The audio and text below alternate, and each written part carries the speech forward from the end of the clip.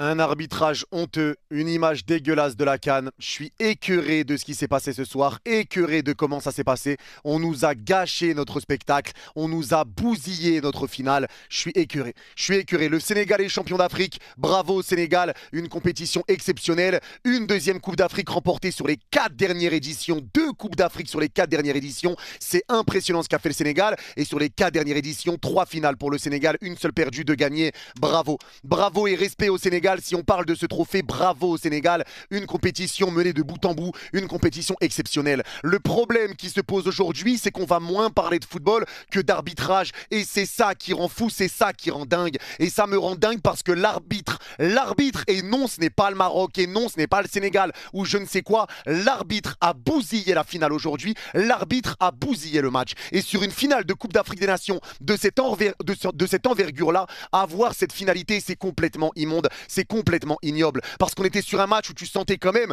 que les deux équipes se méfiaient l'une de l'autre. C'était compliqué, on se rapprochait des prolongations, c'était dur, les deux équipes avaient quelques situations mais c'était dur. Première mi-temps dominée par le Sénégal, deuxième mi-temps dominée par le Maroc, mais il n'y avait pas d'occasion vraiment franche. Tu as eu des gros ratés d'Enesiri, gros ratés de Iliman Ndiaye, il y a eu des situations de chaque côté, c'était tendu, tu te rapproches des prolongations et arrive un double moment en quelques minutes qui a été juste aberrant. Cette première situation, et c'était dans les dernières minutes de ce match, cette situation entre Seck et Hakimi. Sur le moment direct, j'ai l'impression que Seck met ses deux mains sur le visage d'Hakimi. Je n'ai pas réussi à trouver de ralenti plus proche, je n'ai pas réussi à trouver de ralenti où on voit vraiment les joueurs de face ou autre. C'est compliqué à dire, donc tu dois essayer de deviner où vont les mains de Seck. Maintenant, sur la suite de cette action, regardez bien l'arbitre. L'arbitre est entré de surface. Regardez bien, et c'est ça qu'il faut comprendre, mais c'est une décision désastreuse. Sur ce duel-là, tu vois que Hakimi tombe par terre, le ballon est encore en l'air. Seck n'a pas encore mis la tête. Regardez l'arbitre.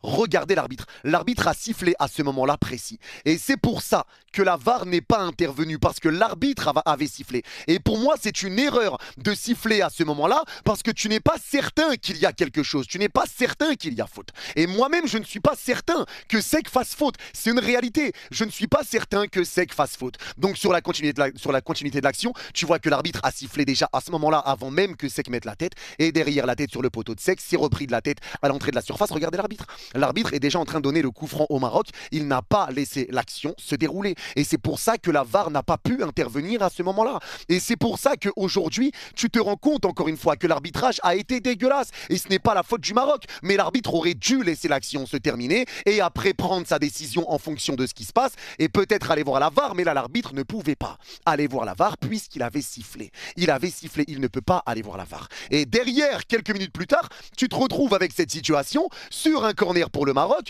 la faute Diouf qui retient Brahim et l'arbitre ne donne pas faute à ce moment-là. Et c'est Brahim qui vient parler à l'arbitre et c'est là que l'arbitre va vérifier la VAR, que la VAR appelle l'arbitre. Donc l'arbitre va vérifier la VAR et l'arbitre donne le penalty. Et pour moi, la réalité, c'est qu'il n'y a pas penalty là-dessus. Il n'y a pas pénalty là-dessus. C'est léger. Alors certains vont te dire que ce but-là, que ce pénalty doit être refusé, qu'il y a pénalty. Chacun aura son interprétation. Chacun va avoir son idée sur le pénalty ou non. Pour moi, il n'y a pas pénalty là-dessus. Mais le problème, c'est que forcément, le Sénégal avait marqué juste avant. 2 minutes plus tard, l'arbitre va voir la VAR alors qu'il n'y a pas eu de VAR pour le Sénégal. Mais il ne pouvait pas parce que l'arbitre avait sifflé. Et l'arbitre donne pénalty pour le Maroc. À 2 minutes d'intervalle avec ce qui s'était passé et le but pour le Sénégal. Donc les Sénégalais se sentent carottés et c'est normal, c'est normal. Donc les Sénégalais qui sortent du terrain, tout ça, moi je vous le dis les gars, je peux le comprendre, je peux le comprendre. Certains vont dire que non, c'est incompréhensible, mais moi je peux le comprendre. Quand tu sais que toi, tu as une situation de but, que l'arbitre a sifflé, que l'arbitre te la met à l'envers, et encore une fois, c'est pas le Maroc. Le problème, c'est qu'il y avait un climat nauséabond déjà depuis le début de cette compétition, que l'arbitrage a été zéro du début à la fin de cette compétition. Il a été catastrophique, mais là, le grand responsable, c'est l'arbitre. L'arbitre a bousillé la rencontre, et il faut le dire et appuyer dessus. L'arbitre a bousillé la rencontre. Il l'a bousillé. À vitesse réelle, pour moi, il n'y a pas but du Sénégal parce qu'il y a faute et il n'y a pas pénalty pour le Maroc. Pour moi, il doit y avoir prolongation, fin de l'histoire. Maintenant que j'ai beau regarder le ralenti, je le revois. Des moments, j'ai l'impression que c'est léger ce que fait Seck, qu'il n'y a pas réellement faute sur Hakimi. J'ai du mal à le comprendre, j'ai du mal à voir. Mais l'arbitre a sifflé trop tôt. Et c'est encore une fois ce sifflet de l'arbitre trop vite qui a joué là-dessus et qui a empêché du coup la VAR d'intervenir ou de dire qu'il y avait but ou autre. Et derrière, il faut comprendre les Sénégalais aussi, où il y a un penalty pour le Maroc. Et là, tu vas voir la VAR, donc tu te sens carotté pour le Sénégal. Et non pas carotté par le Maroc, mais par l'arbitre. L'arbitre t'a bousillé. Et quand tu vois la réaction de l'arbitre, stoïque quand les Sénégalais sont en dehors du terrain, il n'a pas de réaction, il est là, il regarde à gauche, à droite, il bouge pas, il est stoïque, il sait qu'il a merdé. Il le sait. Et moi, je vous le dis, j'étais pour le Maroc dans cette finale, mais je peux comprendre totalement la réaction des Sénégalais. Moi, je peux la comprendre. Ils sortent du terrain, ils montrent leur mécontentement, et ça aurait pu être dramatique, hein, parce qu'ils auraient pu avoir des sanctions pour la Coupe du Monde, ça aurait pu être très grave derrière pour le Sénégal, les sanctions qu'ils auraient pu avoir. Mais tu vois Sadio Mané qui est là.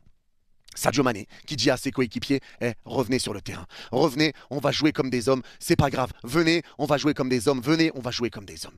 Et les joueurs du Sénégal reviennent et il y a ce penalty, le penalty tiré en Panenka par Brahim. Alors fait-il exprès de rater, fait-il non pas exprès de rater? J'en sais rien, ça j'en sais rien, faudra que lui en parle, je sais pas, apparemment Mendy je crois qu'il a dit qu'il a pas fait exprès ou j'en sais rien, je ne sais pas s'il fait exprès Brahim de rater le penalty ou pas. Tout ce qu'on voit c'est que Brahim rate le penalty. Donc le jeu a été arrêté très longtemps, certains vont dire que l'arbitre aurait dû siffler la fin du match et que ça aurait fait défaite sur tapis vert pour le Sénégal, mais la réalité c'est que moi je pense honnêtement, je le pense sincèrement, je comprends les Sénégalais pour leur énervement.